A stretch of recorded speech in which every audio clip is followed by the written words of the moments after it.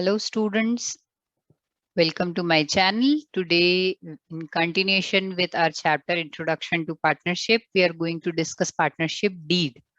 तो चलिए जल्दी से शुरू करते हैं कि पार्टनरशिप डीड क्या होती है। Partnership deed is a written agreement. Okay, written agreement का क्या मतलब होता है यहाँ पर? रिटन अग्रीमेंट मीन्स एक पेपर पर आप लोग सारे टर्म्स एंड कंडीशन लिखेंगे जिसके बेसिस पर पार्टनरशिप चलने वाली है। और उस वो जो होगा जिस पेपर पर आप लिखने वाले हो that will be basically a stamp paper. तो स्टैम्प पेपर आप सबने देखा होगा, नहीं तो गूगल सर्च कीजिए, आप लोगों को स्टैम्प पेपर जरूर देखने मिल जाएगा क्या होता है।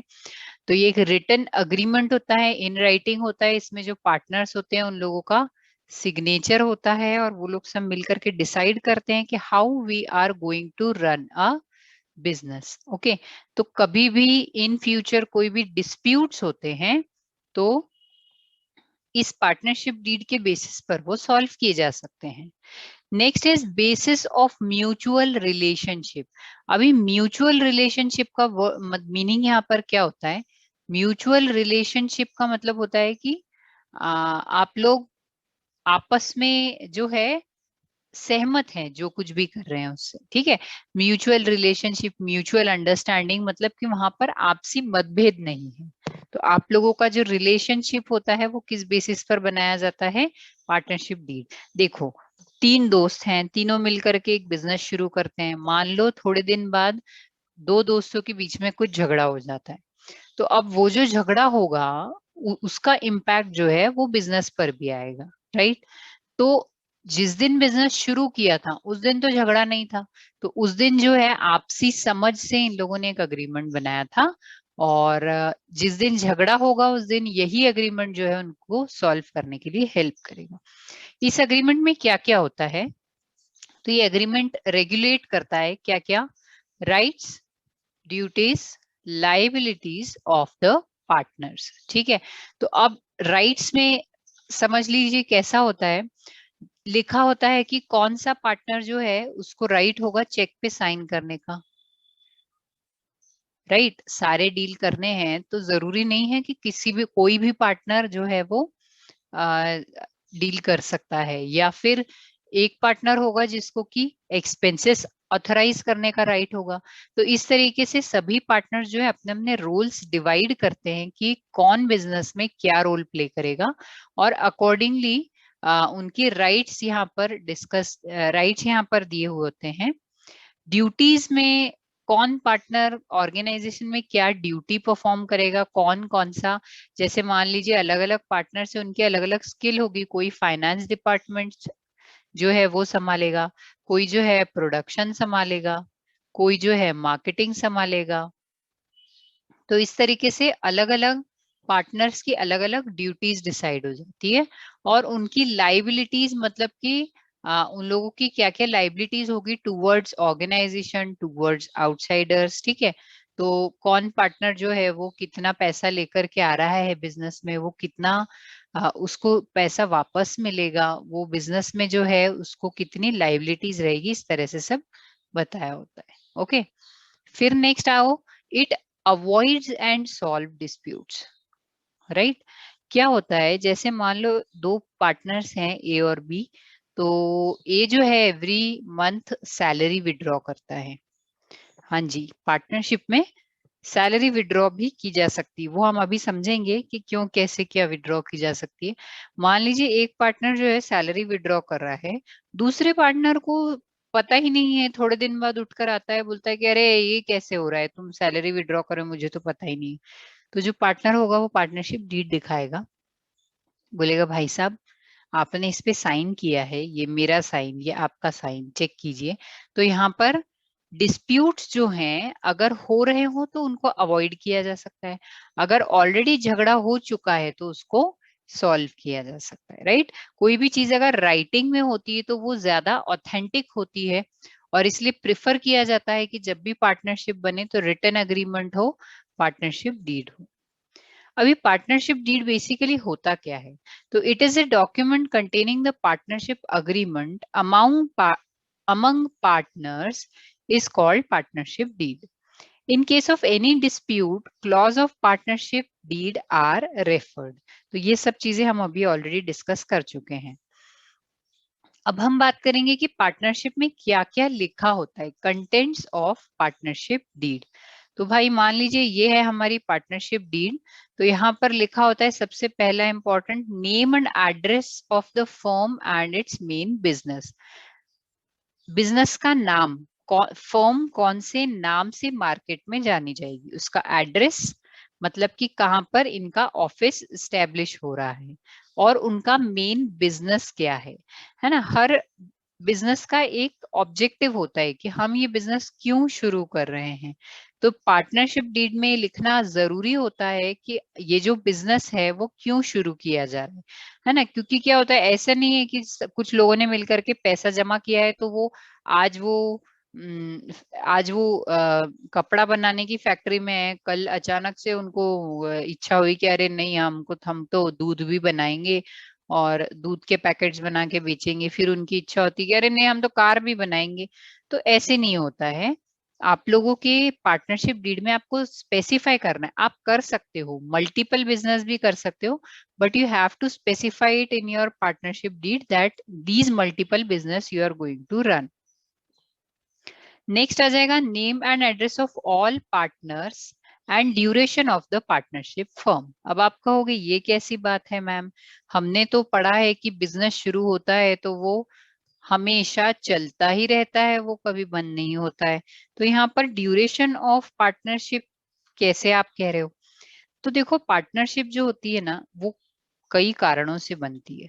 मान लीजिए कि एक रोड जो बनाने का ये आया है, टेंडर आया है, एबीसी लिमिटेड ने, या फर्म का नाम कुछ और बोलते, मोहन एंड कंपनी ने, ये जो है टेंडर जो है वो उसको मिल चुका, मोहन एंड कंपनी को, ठीक है।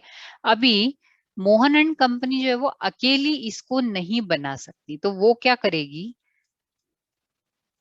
सोहन एंड कंपनी के साथ मिलकर के पार्टनरशिप कर लेगी। और ये पार्टनरशिप कब तक चलेगी, जब तक ये रोड बनेगी। रोड बन के कंप्लीट हो गई, पार्टनरशिप खत्म हो जाएगी। तो यहाँ पर ये जो पार्टनरशिप है, this is for a specific duration. तो हो सकता है कि पार्टनरशिप की कोई स्पेसिफिक ड्यूरेशन ना हो, लेकिन अगर है तो यू शुड स्पेसिफाई। नेक्स्ट आएगा capital contribution of all partner. Business में कौन सा पार्टनर कितनी कैपिटल कंट्रीब्यूट कर रहा है वो यहाँ पर बताया जाएगा। Ratio in which profits and losses are to be shared. कौन से पार्टनर को कितना प्रॉफिट या लॉस शेयर करना है, वो प्रॉफिट या लॉस शेयरिंग रेशियो यहाँ पर स्पेसिफाइड होता है। Rights, duties and liabilities of partners यहाँ पर स्पेसिफाइड होती है। Provisions related to admission, retirement, death etcetera of the partner. ये तीनों ही चैप्टर हम पढ़ने वाले हैं, तो उसमें हमें समझ में आ जाएगा। जब भी कोई पार्टनर का एडमिशन, एडमिशन का मतलब होता है किसी नए पार्टनर का बिजनेस में आना। रिटायरमेंट का मतलब होता है कि हर ऑर्गेनाइजेशन में चाहे वो कंपनी है चाहे वो पार्टनरशिप फर्म है, तो कंपनी में भी जो बोर्ड बना होता है ना, तो एक एज के बाद वहां पर रिटायरमेंट हो जाता है। इसी तरीके से यहाँ पर भी पार्टनरशिप डीड में डिसाइड किया जा सकता है कि भाई after 65 you have to get retired. तो आप रिटायर हो गए मतलब आप बिजनेस छोड़ दोगे। वरना ऐसे थोड़ी है, आपसे काम हो ही नहीं रहा है लेकिन प्रॉफिट्स के लालच में आप जो है उसमें जुड़े हुए हैं। तो नॉट नेसेसरी, अगर नहीं लिखा है कोई एज तो जरूरी नहीं है।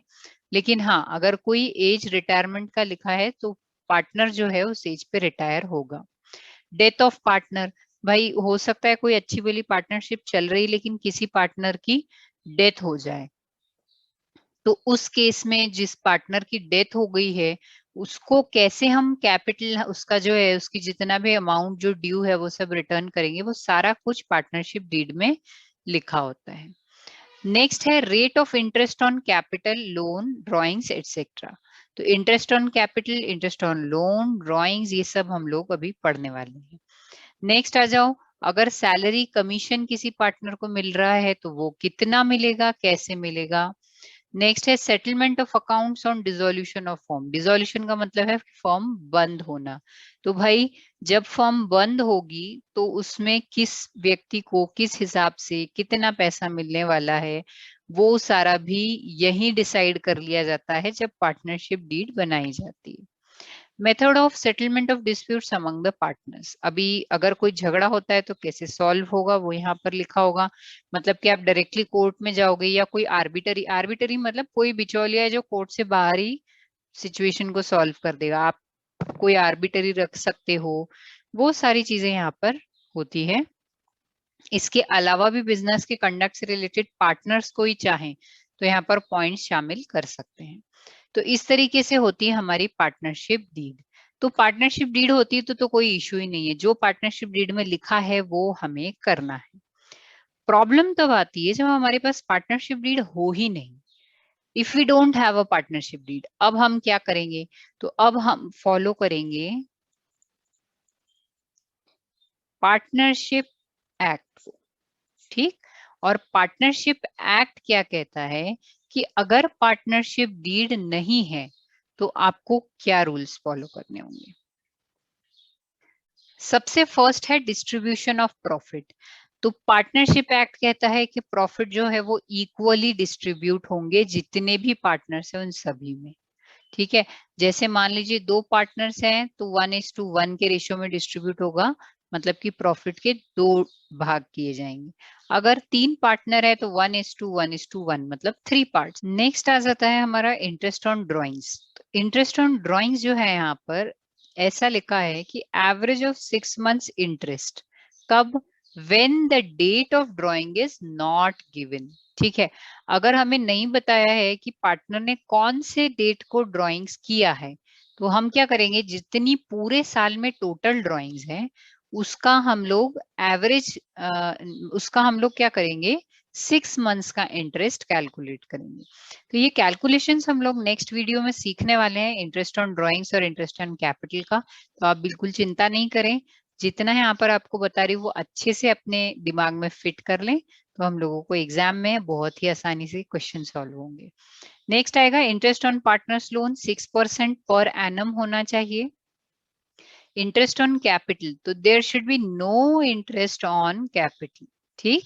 Then salary to commission to partners, तो किसी भी तरह का सैलरी, कमीशन, अलाउंस या और कोई रेम्यूनरेशन नहीं दिया जाएगा। ठीक है। तो ये बातें हमारे समझ में आ गई है। लास्ट पॉइंट है हमारा admission of a new partner. अगर कोई नया पार्टनर आ रहा है तो that will be with consent of all the partners. तो अब यहाँ पर लास्ट पॉइंट छोड़कर बाकी सभी पॉइंट्स जो हैं वो अकाउंटिंग पॉइंट ऑफ व्यू से इंपॉर्टेंट है, क्योंकि हमें क्वेश्चन में ऐसा पूछा जा सकता है कि भाई पार्टनरशिप डीड नहीं है तो अब आप क्या करेंगे। तो हमें याद होना चाहिए कि पार्टनरशिप डीड नहीं है अगर, तो पार्टनर्स का प्रॉफिट शेयरिंग रेशियो जो है वो इक्वल होगा। इंटरेस्ट जो चार्ज करना है वो 6% पर एनम पे चार्ज करना है। तो इस तरीके से ओके। तो ये बात हुई हमारी पार्टनरशिप डीड की। अभी इसके बाद नेक्स्ट वीडियो में हम लोग कवर करने वाले हैं calculations on interest on capital and interest on drawings. I hope आप लोगों को ये वीडियो पसंद आया है। So do like the video, share it with your friends and subscribe the channel to get more notifications. Of course press the bell icon. आप लोग likes जरूर कीजिए, कुछ प्रॉब्लम है तो आप लोग कमेंट कीजिए, I will definitely give you reply. Thank you so much.